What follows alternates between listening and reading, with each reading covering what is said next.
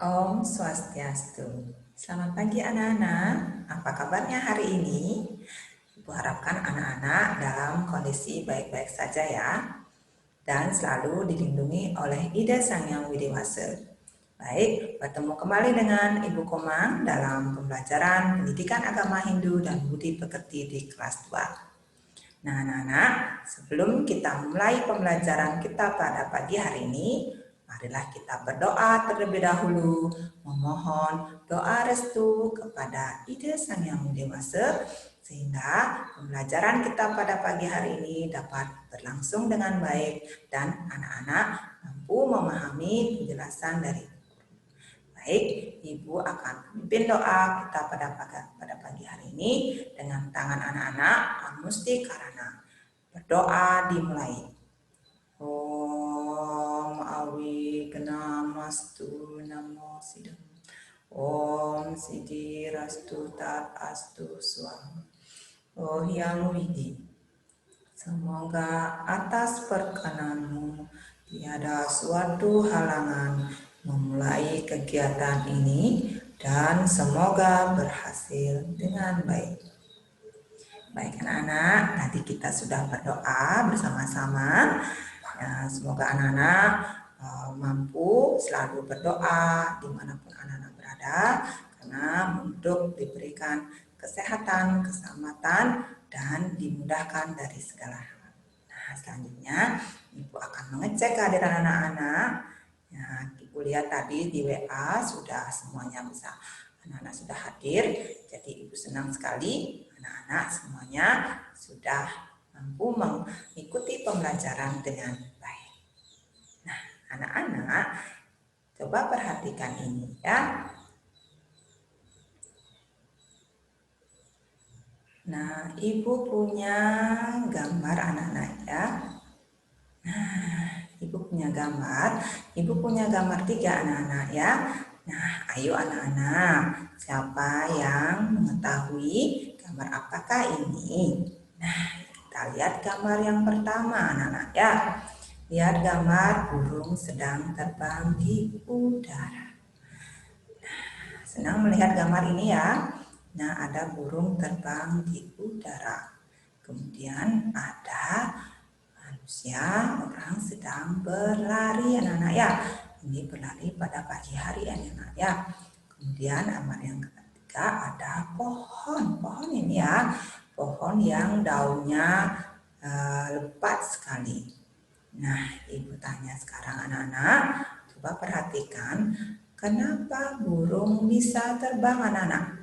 Anda tahu ya, kenapa bisa terbang anak ya? Ya, kenapa burung bisa terbang, manusia bisa berlari, tumbuh-tumbuhan bisa berkembang biak. Nah, pertanyaan Ibu, kenapa burung bisa terbang? Karena memiliki apa nanya? Kenapa manusia bisa berlari, pohon bisa bertumbuh karena memiliki apa anak-anak? Memiliki apa anak-anak? Ya, pintar. Karena memiliki atma. Nah, baik anak-anak, anak-anak pintar semuanya ya, karena memiliki atma anak-anak ya. Nah, terkait dengan atma, kita akan pelajari pada hari ini, yaitu materi atma. Nah, atma sebagai sumber hidup anak-anak ya. Atma itu anak-anak bisa lihat pada pembelajaran 1 di kelas 2 anak-anak ya. Anak-anak pernah mendengar atma? Pernah ya, Ibu harapan pernah, karena tidak asing lagi atma itu anak-anak. Nah, apakah atma itu anak-anak? Nah, sekarang Ibu akan jelaskan tentang pengertian, tentang tujuan dulu anak-anak ya, tentang tujuan pembelajaran.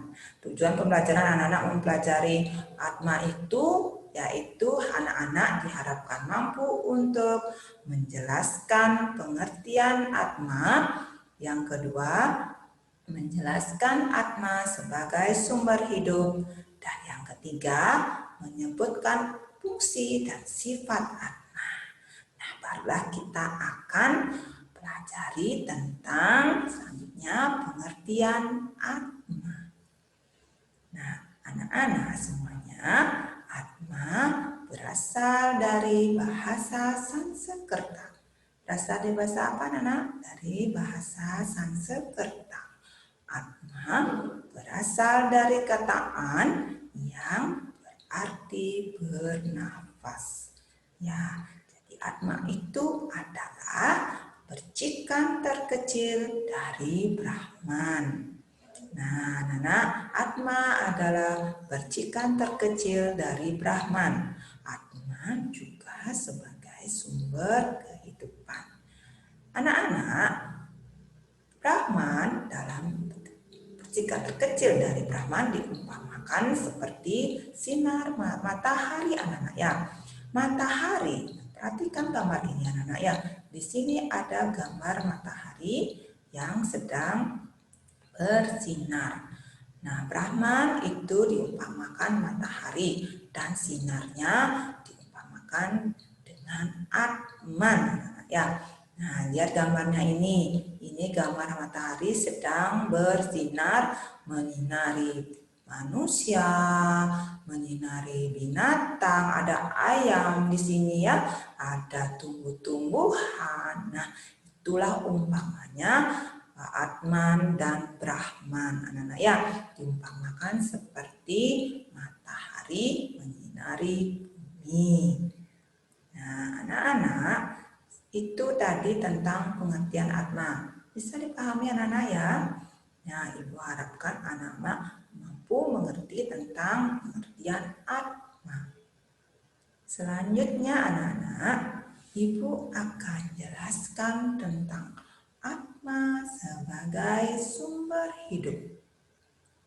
Nah, Atma sebagai sumber hidup. Tadi sudah Ibu jelaskan bahwa Atma sebagai sumber hidup. Atma itu adalah percikan dari Brahman. Jadi Atman itu bersumber dari Brahman atau ide Sang Hyang Widiwasa.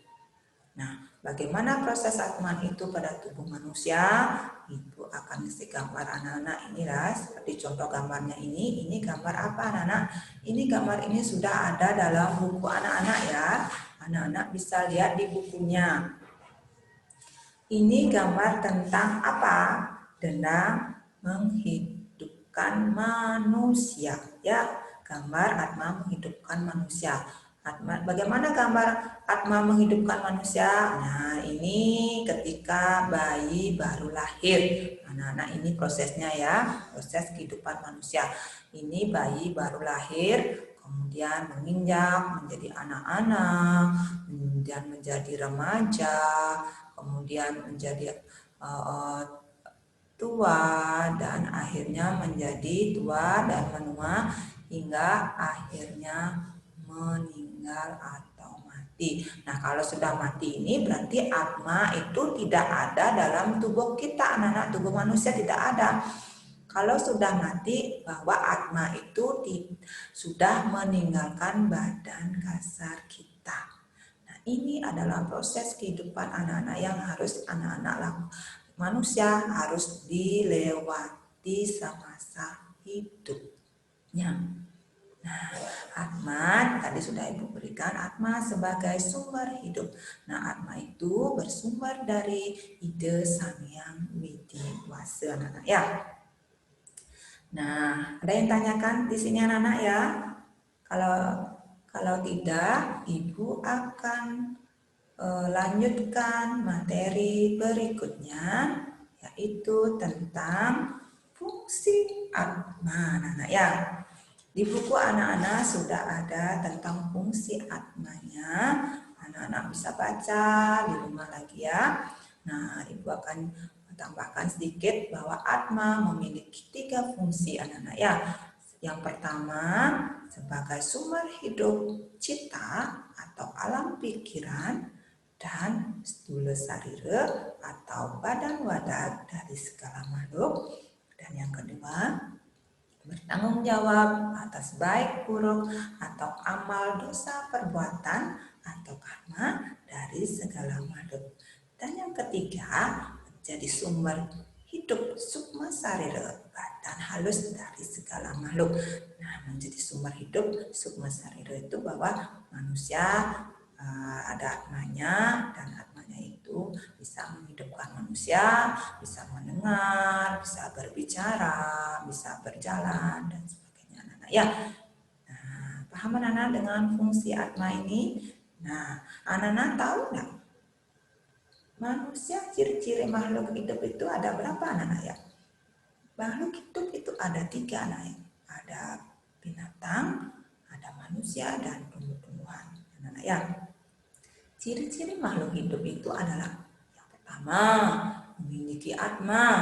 Yang kedua, bisa bernafas. Yang ketiga, bisa berkembang biak, bisa bergerak, dan perlu makan, bisa berbicara, bisa berpikir. Nah, contohnya kita sebagai makhluk hidup itu ya anak-anak yang ada binatang, ada manusia, dan ada tumbuh-tumbuhan. Itu disebut dengan makhluk hidup anak-anak ya. Kemudian atma ada dalam tubuh semua makhluk hidup ya. Nah, tadi sudah dijelaskan bahwa atma itu berada di dalam tubuh manusia, hewan, dan tumbuhan. Nah, Ibu akan kasih tahu anak-anak bahwa atma yang ada pada manusia itu disebut dengan jivatma. Kemudian atma yang ada pada tumbuhan disebut dengan savana, dan yang atman pada binatang disebut dengan janggama. Nah, demikian tadi. Nah, ada pertanyaan anak-anak ya. Nah, anak-anak, tanpa atman, semua makhluk hidup akan mati. Nah, tidak mudah untuk memahami atma anak-anak ya. Nah, bagaimana cara memahami atma itu? Nah, caranya adalah dengan selalu bersabar, rendah hati, selalu jujur, dan berbuat yang baik lainnya ya anak-anak ya. Anak-anak akan mudah untuk memahami atma yang ada pada diri anak-anak sendiri. Nah, bagaimana dengan orang yang pemarah, pembohong? Itu akan sulit untuk memahami atma anak-anak. Akan sulit sekali untuk memahami atma jika anak-anak sering pemarah, berbohong, berperilaku yang tidak baik. Itu akan sulit untuk memahami atma yang ada pada anak-anak sendiri ya. Nah, maka dari itu kita sebagai manusia harus selalu sabar, rendah hati, selalu tersenyum, dan tidak boleh berkata kurang sopan anak-anak ya. Nah, anak-anak, kita dilahirkan menjadi manusia itu sangat bersyukur sekali anak-anak. Kenapa demikian? Karena dalam kitab suci pun dikatakan dalam salah semustahil di antara kita harus bersyukur bahwa di antara semua makhluk hidup hanya dilahirkan menjadi manusia sajalah yang dapat melaksanakan perbuatan baik ataupun perbuatan buruk. Nah, jadi perbuatan baik, segala perbuatan yang buruk itu bisa kita hindari. Ya, demikianlah menjadi manusia, anak-anak ya. Nah, anak-anak harus bersyukur menjadi manusia karena kita bisa membedakan mana perbuatan baik, mana perbuatan yang tidak baik. Paham anak-anak dengan fungsi atma anak-anak ya? Nah, Ibu harapkan anak-anak bisa mengerti dengan fungsi atma. Nah, kalau sudah, Ibu akan lanjutkan tentang materi berikutnya, yaitu sifat-sifat atma, anak-anak ya. Sifat-sifat atma. Nah, dalam bagawan kita itu, di buku anak-anak sudah ada tentang sifat-sifat atma. Nah, di buku anak beberapa sifat-sifat atma itu ada 12 anak-anak ya. Nah, yang pertama, Ibu akan jelaskan sifat-sifat atma yang pertama. Ya, yang pertama adalah acodya. Nah, siapa bisa? Apa itu acodya? Acodya artinya tak terluka oleh senjata. Nah, bagaimanapun badan anak-anak terluka, tapi atman itu tidak terluka. terluka oleh senjata, anak-anak ya. Dan yang kedua, adahya. Adahya ini artinya tak terbakar oleh api. Nah, ketika anak-anak coba lihat proses yang ada di Bali itu adalah proses ngaben, anak-anak ya. Nah, waktu ngaben itu Atman itu tidak akan ikut terbakar, anak-anak. Yang terbakar hanyalah badan kita saja, anak-anak ya, badan kasar anak-anak saja yang nantinya akan terbakar oleh api. Atman itu tidak akan terbakar oleh api, anak-anak ya. Nah, itu tentang adahya. Dan yang ketiga ada akledia. Akledia artinya tak terkeringkan oleh angin, anak-anak ya. Tak terkeringkan oleh angin. Nah, itu. Yang keempat, sifat Atman yang keempat adalah acesya. Acesya ini artinya tak terbasahkan oleh air. Sesering anak-anak mandi, itu tidak akan membasahi Atman itu, anak-anak ya. Yang basah itu hanyalah badan anak-anak sendiri. Karena Atman itu adalah tak terbasahkan oleh air, anak-anak ya. Itu sifat Atman yang keempat. Dan yang kelima ada nitya. Nitya artinya kekal abadi. Berarti dia tetap kekal abadi, tidak akan mati, tidak akan hidup, dia kekal abadi, anak-anak ya. Itu. Dan lanjutkan lagi tentang yang keenam adalah sarwagata. Sarwagata ini artinya ada di mana-mana, anak-anak ya. Menyeluruh di seluruh dunia. Tidak hanya ada di Bali, di Indonesia, tidak ya. Karena Atman itu menyeluruh di seluruh dunia. Dan Atman itu ada di mana-mana, anak-anak ya. Atman itu ada mana-mana. Di mana-mana ada Atman, anak-anak ya. Nah, dan yang ketujuh ada stanu. Nah, sifat Atman yang ketujuh adalah stanu. Stanu artinya tak terpindah-pindah. Atman itu tidak bisa berpindah-pindah. Kalau manusia baru bisa berpindah ya satu tempat ke tempat lain. Tapi Atman itu tidak berpindah-pindah. Yang kedelapan ada sifat Atman yang kedelapan yaitu adalah acala. Apa anak-anak? Acala. A artinya tidak, cala artinya bergerak. Jadi acala itu artinya tidak bergerak, ya. Acala itu Atman itu tidak, dikatakan tidak bergerak. Nah, ibu lanjutkan lagi tentang Atma, sifat Atma yang ke-9 yaitu sanatana. Sanatana artinya selalu sama. Ya, artinya sama itu Atman itu ya, sama. Satu sumber yaitu dari ide Sang Hyang Widewasa. Satu sumber Atman itu cuma satu, sama. Tidak ada Atma 1, 2, 3, tidak ada. Dia adalah Atma itu adalah selalu sama. Dan yang 10 ada awyakta. Awyakta artinya tak dilahirkan, anak-anak ya. Awyak, kalau Atman itu artinya tak dilahirkan. Atma itu hanya bersumber dari ide Sang Hyang Widewasa, sedangkan manusia, anak-anak itu dilahirkan dari orang tua anak-anak sendiri, yaitu dari ibu anak-anak sendiri ya. Demikian. Nah, yang ke-11 itu artinya acintya. Acintya artinya tak terpikirkan. Nah, bagaimana kita bisa memikirkan ya kalau Atman itu kita tidak bisa dilihat oleh mata dan tidak dapat kita pikirkan Atman itu, anak-anak ya. Atman itu tidak kita bisa pikirkan. Nah, anak-anak, karena itu hanya ada dalam diri semua makhluk hidup. Dan yang ke-12, sifat Atman yang ke-12 adalah awikara. Nah, awikara artinya tak berubah dan sempurna, tak laki-laki maupun perempuan.